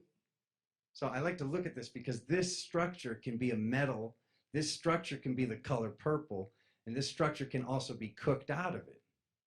You walk around, you go shopping, you go look at some citrine, okay? That really orange citrine is usually amethyst that was baked in the oven. And do this yourself. Be very careful. I'm not suggesting you do it. But if you put your oven up to 500 degrees and you put an amethyst in it to heat up, and then let it cool down slowly, let the amethyst sit there, it'll turn orange. You actually cook the lithium right out of it. But the copper stays. That's why it's too orange. Because, citrine is supposed to actually be a brownish yellow. It's usually very close to smoky. But, okay, clear quartz. We've all seen this before. We've been to a crystal store, bro. What are you talking about? Okay? You got your clear quartz? Wow. That looks awfully similar to me. I don't know about you guys, but I'm seeing the same shape here. Okay? That's because it's the same thing. Through there being heat for a longer period of time, that's how these crystals go from clear quartz to citrine to amethyst. When that pocket bubble kept being heated, and the reason why they find this is because when they're looking for gold, there's always the amethyst right next to the gold. Whenever the gold lines are there, they know they're on the right track when they're finding those bubbles of amethyst, those cathedrals and stuff like that, because it's like a hot pocket. And I don't know, millions, maybe even longer, millions of years of time going by, these little, gray bubbles of this beautiful crystal form. But it's, the only difference between this and this is more time and the lithium collecting inside the crystal. And then here we go. Like I was telling you, helium, number one. Oh, no, sorry. Hydrogen, helium, lithium. We're all the way down here to get to oxygen. All these things are gases. All these things can, some of them can be solidified. But we got this thing that can be solidified and can just be the color purple. So that's what I'm getting to here. We always see, some people say the crown chakra is white, but the majority of people, I'm sure if I showed a show of hands right now, think the crown chakra is purple. So this is actually the light structures as we activate these chakras, as we go through this work, as we go through these spiritual things, whether we know we're doing it or not, as we go through all right, I feel safe. Okay, whatever, sexual addictions, that type of stuff right here, willpower, all that stuff right here, unconditional love, all that good, juicy stuff right here. Some people get right here and then they stop. Because when we get to our throat, there's 5 things. Might want to write this down. There's 5 things that can prevent the throat chakra opening. Okay? Judging yourself, judging others, lying to yourself, lying to others, and the big kicker, worrying what people think about you. So when you're on that awakening path, you're worried about what your boys are going to think. Oh man, I can't wear those rainbow beads. What are they going to think? What are they going to think if they see that? Oh, look at that one. That was glowing. Anyways, he gets distracted very easy. They said I have ADD. I don't believe it. ADD. That's good. It's trying to lock in the star seeds, keep them all drugged up. Yeah. Oh no, I remember. I was the first person in my elementary school. They were like, "We're going to try this experimental drug." They're like, "We think he really needs it. He doesn't really. He seems really smart. We're going to give him, we're going to give him this test, and then we're going to, they were going to try this stuff out." I was like sitting there in class, it's 5th grade. I'm sitting there. I'm like literally, and I snapped out of it, and I pictured myself from the outside. And I was like, I look at that little kid when he's like picking his nose, and like you see him, he's in the tunnel, and you're like, where is he right now? I was like, I was there. Like I was gone. Like where the heck was I just now? And my mom. Oh God, Mama Bear. Never talk bad to Mom. She comes to me the next day. I'm like getting ready for school, and she's like, "Honey, here's your pill." And I was like, "Yeah, you're gonna have to choke that down my throat. I'm never taking it again." She was like, I never talked to her like that. Never was that type of kid. But I was just like, no, I can't do that zombie BS. Couldn't do it. So, anyways, throat chakra, those are the things that open your throat chakra when we go through this stuff. It's stuff that is inevitable when you're on the spiritual journey. You'll eventually get to that stuff. You'll eventually go through the challenge enough times of, I don't want to do this anymore. I lied to this person. Then I got to lie to back up the lie. Then I got to lie to back up that lie. And it's just freaking exhausting. You know, it's making hairs turn gray and putting wrinkles in my face when I think this stuff. Having to constantly keep up with the next lie. It's no bueno, I promise you. So, anytime people working with me, sessions, you know, whatever, even myself personally, when I finally got my throat chakra to open up, and I was doing all this with my spirit guide. Spirit guide's long gone, miss him, but love you, bro. You know, he was like telling me all the stuff that's going on, and I'm like, you know, even when I met Brother Rion that was just on stage, I met him in Maine for an event. And we pull up at the building. I'm like, it's to the left and to the right, and then park right there. And he's like, okay. And like we get the room, and like we look through the window, and the license plate's right there. And he's like, how did you know? And I was like, I just tuned in, man. I just asked, which way am I going here, bro? Up on those angles. Because this is another reason why I showed you guys that shape. Because those angles, you know, you ever see the woo-woo people in my field doing this? It's on those angles. It's on those angles of that Star of David, that Flower of Life, that Metatron's Cube, whatever the heck you call it. It's on those angles that we get these axis codes, okay? It's these axis because everything was set up on this structure of the four-dimensional access code. I wish I had it in this presentation. It's in a different one where it's kind of shaped like the cross like this, and it goes straight up and down. You guys remember that from math? Remember the 4D axis with the X? You can go forward, but you can't go back in time. You can go left and right and up and down. That's the plane. But when you actually look at how the plane is in the field with the torus and the Merkaba and the new structure, this shape that's been basically lost in history and, you know, just, you know, confiscated basically and hidden, when you actually look at the shape, that's why things are coming on these angles, because it's a different axis. That's a conversation for another day, but just for the people that can hear me and are feeling me what I'm talking about right now, I'm talking to your higher self, okay? So, I talked to my spirit guide. I'm like, bro, how are you always so accurate? And he's like, when you ask me something, I ask what you'd consider your guardian angel. I ask my angel. And then she tells me. And I'm like, okay, all right, cool. I was like, all right. So I was like, so you're like a middleman. And I was like, you know, he's like, come on, bro. But I'm like, basically, like, you know, it was like a few days later, I'm like, what am I doing? Why aren't I just asking my guardian angel? You know, people call it their Pleiadian aspect, whatever your word is, you know. Say that my higher self, I said the word higher self for years, to each their own. I like to say other dimensional aspect now, going forward, because I have passed by, my brother Rion, we have passed by higher selves like they're standing still. If they don't want to shift, if they don't want to do what they need to do now, what they need to do here, bye-bye, okay?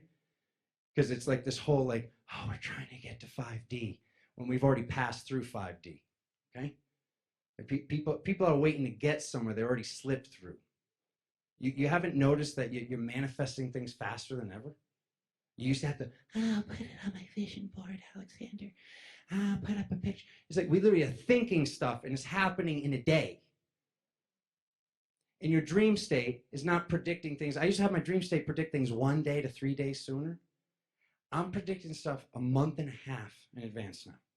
Like I'm noticing these changes. I know you guys are noticing the changes. I know you guys are noticing the more speed and all this stuff. It's like I said, one way or another, this is all getting done. But it was like, you know, this was why, you know, working with this aspect, I started talking to this higher self. I started talking to this angelic aspect, and I started doing all this work even more. On to the next thing, on to the next thing, on to the next thing, to just, you know, get through these glass ceilings. We have to get through these glass ceilings. We have to actually do the work.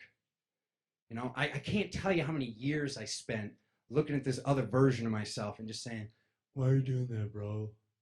You're acting whack. And then like eventually, like, you know, it came out, you're doing that there. So I have no choice but to do this here. Because this is all time and space. It's all happening simultaneously. I'm sure everybody in this room has heard time doesn't exist.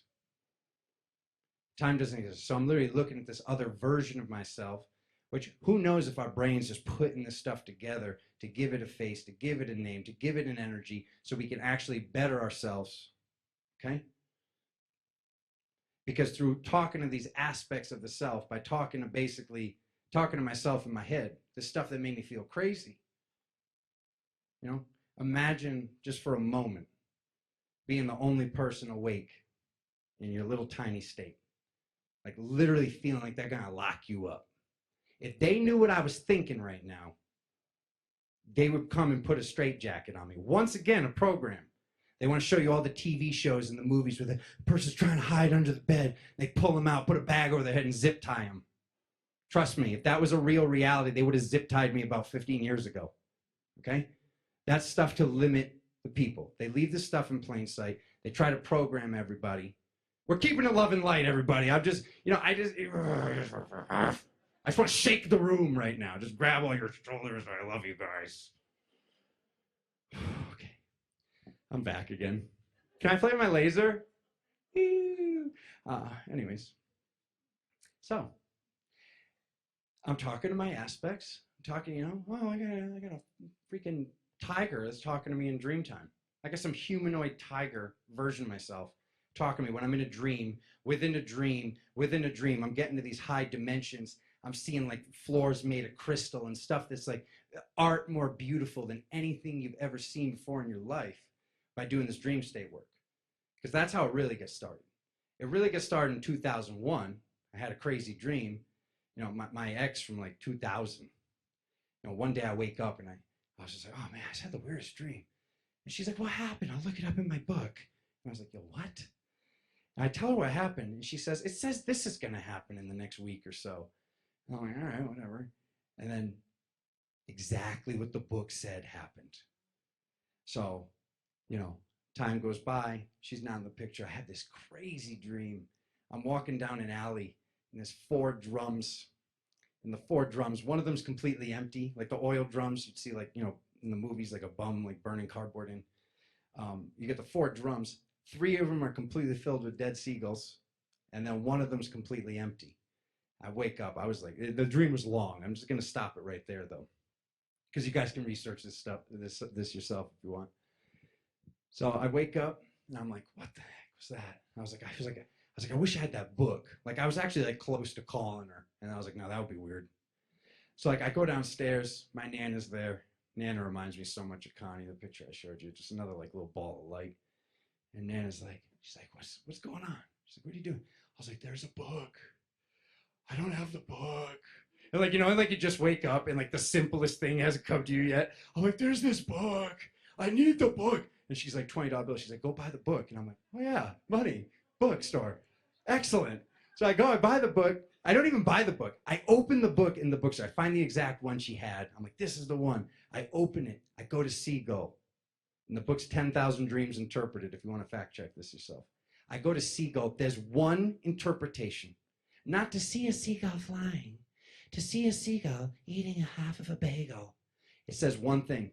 To see a dead seagull represents wide separation of friends. So I'm thinking 4 drums. I got my 4 best friends. 1's empty, 3 are full. I was like, this dream is basically warning me that 3 out of 4 of my best friends are mysteriously not going to be my friends soon. So in 2001, this was not common for a dude in 2001 to call his boys and say, I love you, bro. But back in 2001, I called him. I was like, I had a weird dream. This is what it said. I just wanted to let you know, like, I hope this isn't you. I hope it's some other friend. I just wanted to let you know, I love you, bro. And like, you know, no one said I love you back then. No guy in 2001 on the East Coast was like, I love you too, bro. Bye. Peace, I'm out. Pause. No. Anyways, so she got it. She's laughing. Anyways, So I tell them all this within 1 week. Within 1 week, one of my friends calls me and says, yeah, I'm just getting too old. He was a couple years old. He's like, I'm getting too old for this. I'm getting out of college. I'm getting married, have kids. Like, I can't hang out anymore. I'm like, but bro, the dream. I called you. You said everything was fine. He's like, yeah, I don't have time for that. I'm out. And I'm like, oh, crap, there's one. The next one of my friends, ironically, we say ironically, but we really mean synchronicity, starts dating the girl that introduced me to the dream book and thinks I'm going to beat him up. He's so scared of me because he's like, and I'm like, I'm pleading with him for months. I'm like, bro, I don't own her. She's a human being. I broke up with her. Like, she's yours. Like, I don't know. And he's like literally, it's like this on the wall.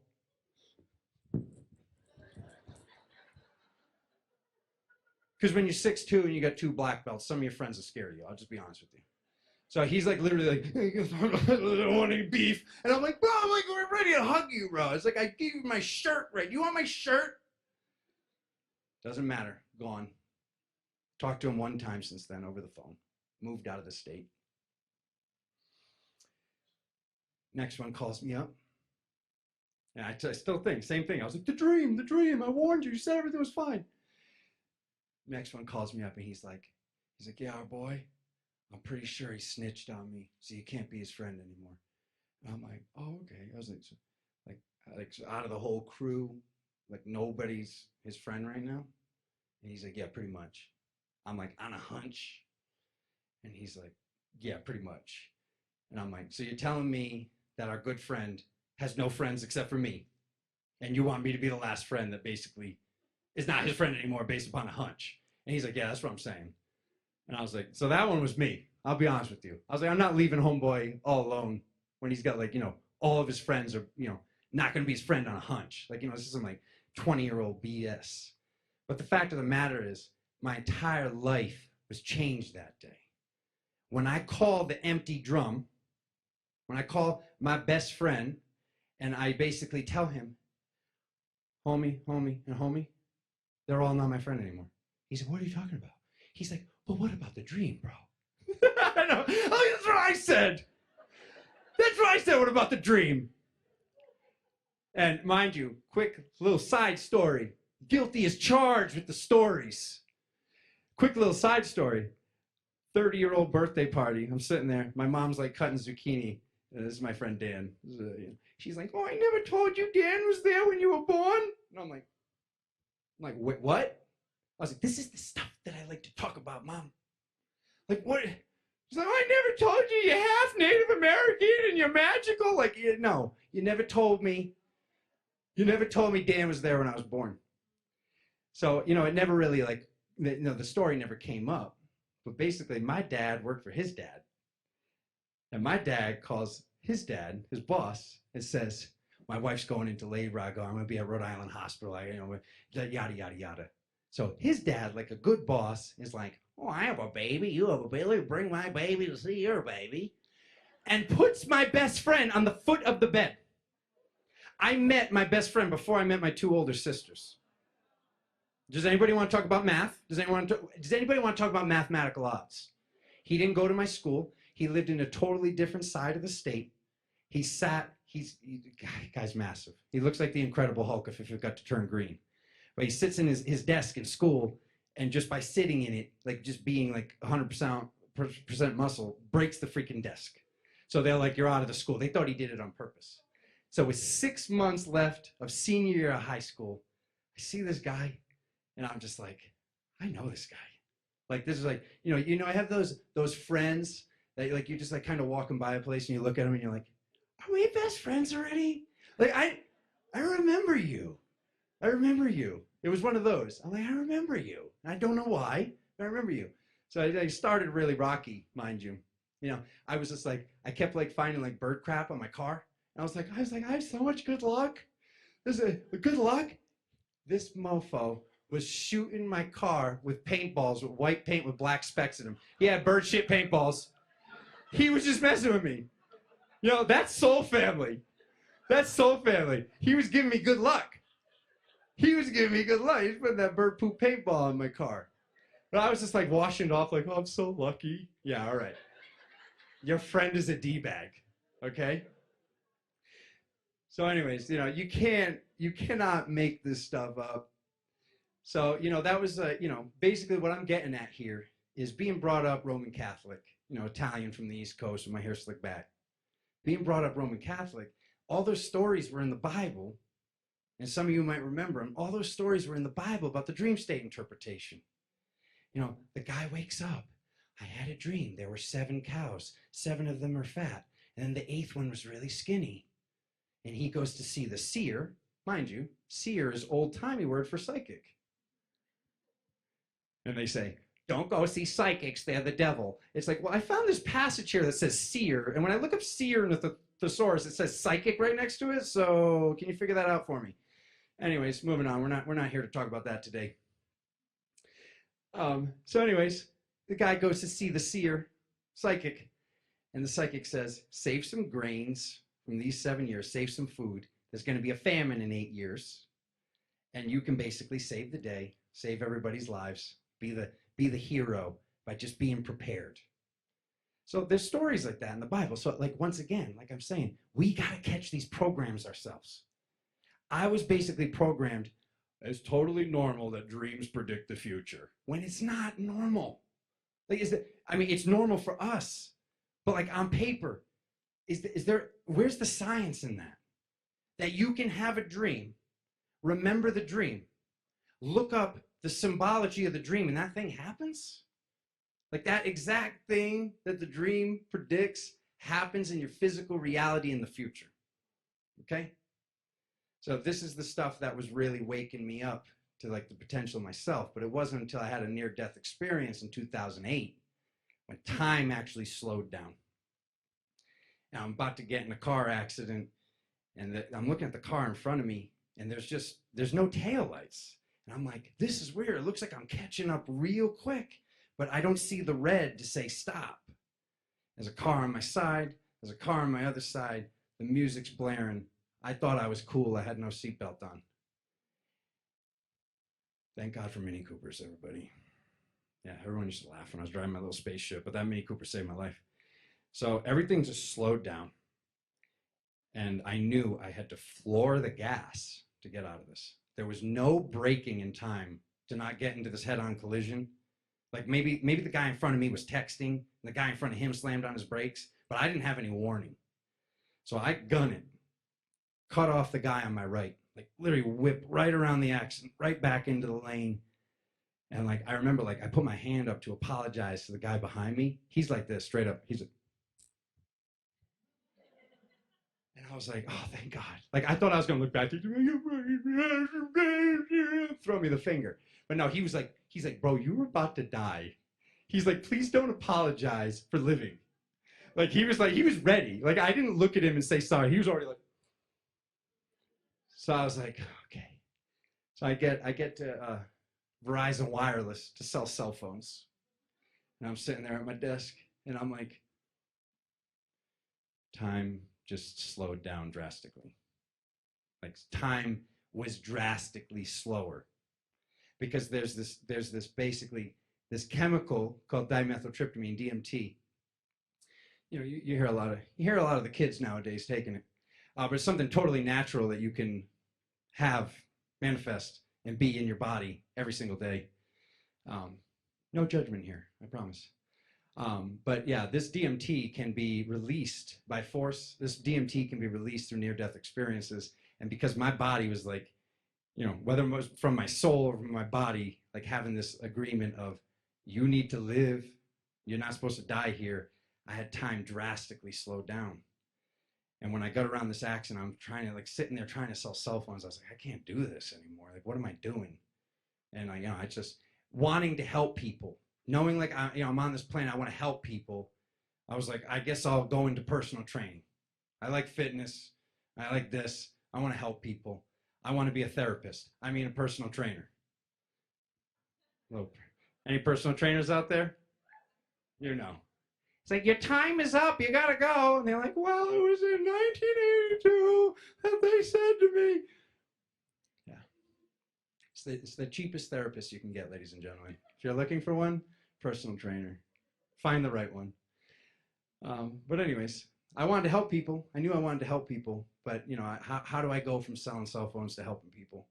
But everything was shifted that day, because and that's why you hear a lot of times when people talk about these near-death experiences, it was like everything changed that day. That was when they really woke up. That's when everything shifted, because they're having that dimethyltryptamine release in the body, and you can't really go back from that.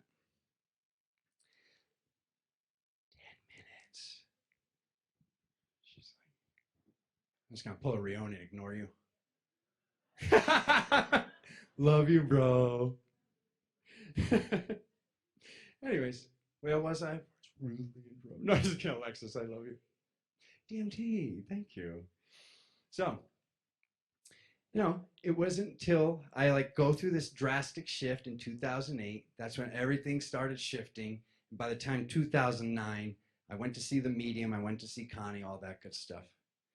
But, it was after Connie when I'm talking to these, floating spirits in my head, thinking somebody's going to put a straitjacket on me and lock me up, because there was no reference of that.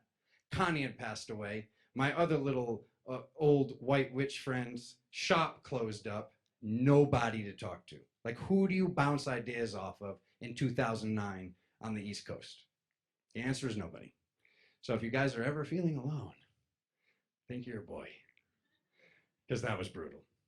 But anyways, I'm sitting there talking to my angelic aspect, meditating, sitting in the chair, Egyptian style. This thing. You got your lotus position. Think past the pain in your knees and joints. The pain. No, bro, how about I'm just comfortable in good posture and I just get the F out of my body? What is this? Move past the pain in your body. There's two types of meditators. You got your lotus position and you got your Egyptian style. I like to work. I mess with the statues. The statues on the outside of the building that are 2 feet tall. That's what I mess with. Okay. Once again, teach their own, not judging. Everybody's got their own process. But I'm talking to this angelic version of myself in my head. And I'm like, what is all this pain in my back? I was like, it hurts so bad. And she's like, you really want to know? And I'm like, of course. She's like, your wings are trying to release from your back, but you're not releasing your wings from your back because it sounds crazy, doesn't it? And I'm like, absolutely. She's like, it's time to release your wings from your back. And I'm like, okay. Once again, it's like, well, why did you think you had wings, son? Well, there was a floating, lovely angel version of myself up to the left over here, and she told me that I had wings I needed to release from my back, and they're just like, okay? I was getting a lot of that. Freaking out my family, just being like, your lower back's hurting? They're like, yeah. It's because you're worrying about money. Stop worrying about money. It'll go away. Just breathe through the nose, out through the mouth. And I'm just 5 minutes later, I'm like, it's gone, isn't it? And they're like, yeah. They always thought you were crazy, until they had to call you for help. Anyways, wings, releasing the wings, pain goes away. Swear to you guys, this is a true story. I'm sitting there at the bar, eating alone, eating my breakfast alone, like starseeds do sometimes. I'm eating my food. I'm left-handed, but this is just my only open hand right now. I'm eating my food.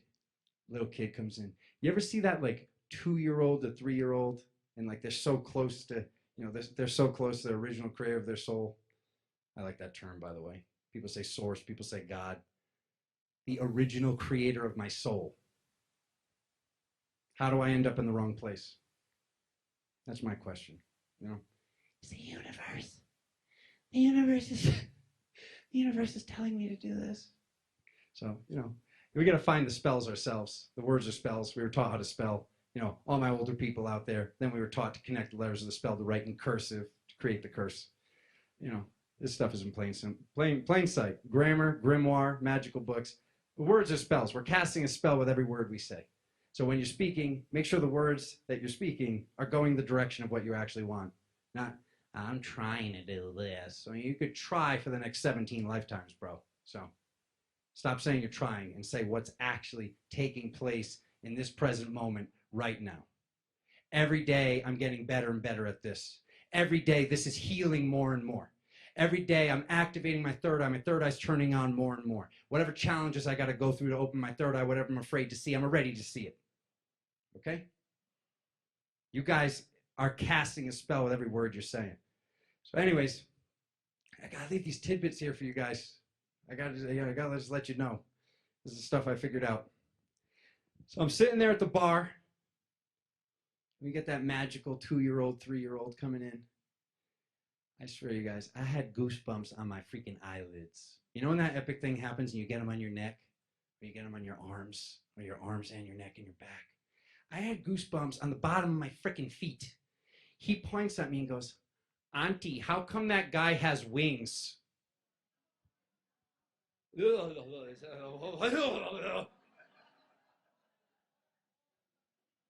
I call? Who do I call? Hey, Father Ed at the church, little kid saw my wings. When's the last time you went to confession, my son? Anyways, so he saw my wings. He saw this energy coming out of my back. And, you know, Auntie's like, yeah, okay. Like, you know, like when my imaginary friend is over there. Okay, that's a spirit. And then the child stops seeing it. The child stops having those flying dreams. You guys don't remember your flying dreams when you're 5, 6, 7 years old if you're not having them right now? You can have flying dreams tonight. You can have flying dreams tonight when you cast the spell saying, I'm going to go lucid. Every day, I'm getting closer and closer going lucid. Next time I'm dreaming is going to be the time that I realize that I'm dreaming. And ask yourself, your entire brain, the entire structure is always going to lie to you.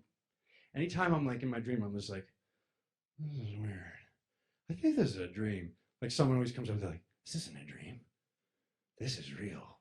Stay here. Stay as long as you can. And I'm like, no, this is definitely a dream. You know, and it's like, you want to talk a good talk that like, you know, next time I dream, I want to call in this. I want to go here. I want to do that. But it's like the second you're lucid, you're like, fly.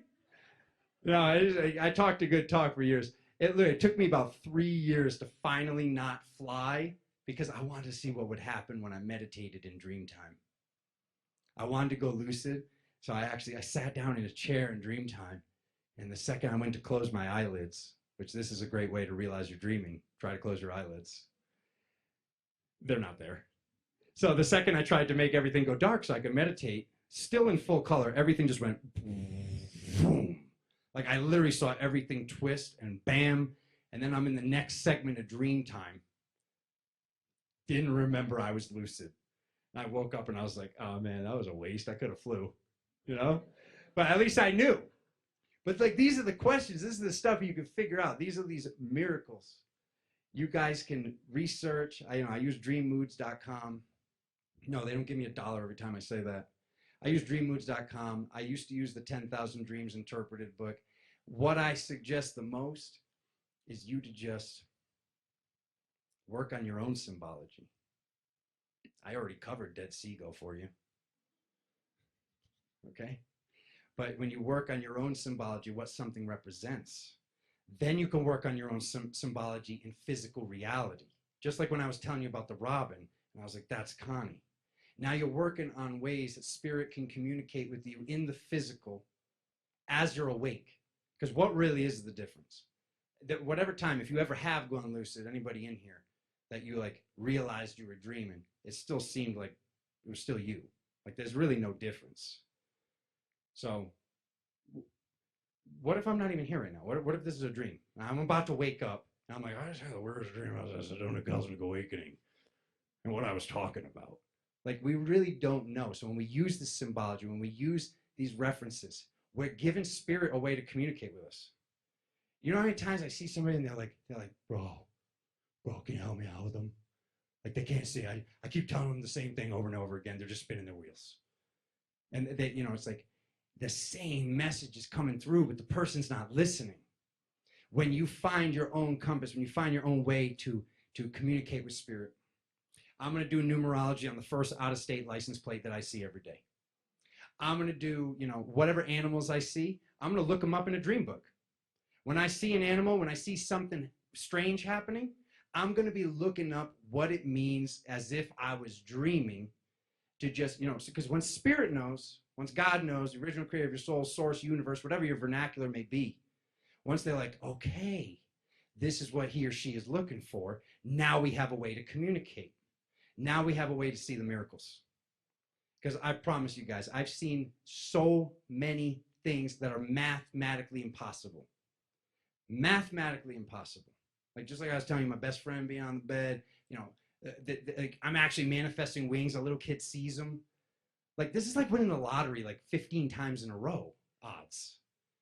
And when you actually are looking for the miracles, when you're ready to see the miracles, when you know this entire existence is a miracle, and heaven, purgatory, and hell is right here. It's our state of mind. It's what we're creating now. Instead of just, oh, one day I'm going to get to 5D.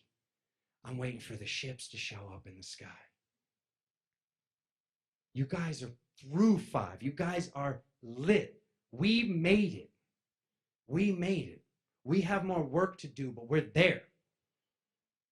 If we keep saying we're going to get there, we're always going to be going to get there.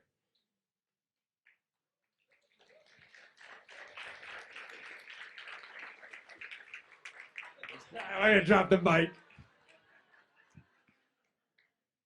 But for real, guys, I just freaking love you. Just pay attention. Whatever the heck the thing is you're manifesting, whatever it is. If it's health, if it's some pain in the hip, or whatever the heck it is, tell yourself it's getting better every day.